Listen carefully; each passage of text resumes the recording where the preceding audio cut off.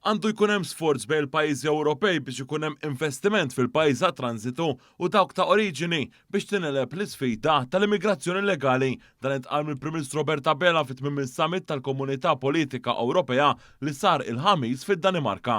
Hemmhekk iridu nifhmu li tkun soluzzjoni holistika. Malta waħedha ma tistax tkun soluzzjoni għal din il-problema, jiġifieri rid ikollna sforz koordinat bejn ħafna pajjiżi li fih dawk il-pajjiżi li fihom hemm nieqes l-investiment u l-ħolqien tax-xogħol iridu nifhmu li biex in-nies hemmhekk jażlu li ma jagħmlux iktar dak il-vjaġġ perikolus u qed nitkellmu dwar vjaġġi li huma perikolużi ħafna li jistgħu waslu għal telfin ta' ħajja.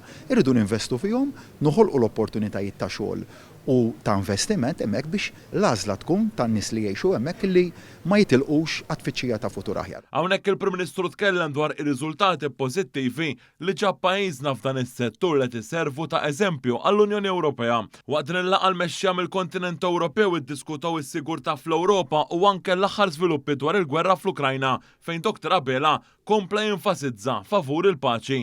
Sattant fl-istess laqgħa l-Prim Ministru Malti ipparteċipa wkoll f'attività fejn ġiet varata l-Koalizzjoni Ewropea kontra id-drogi fejn ġew diskussi realtajiet differenti brabta ma' din il-pjaga soċjali.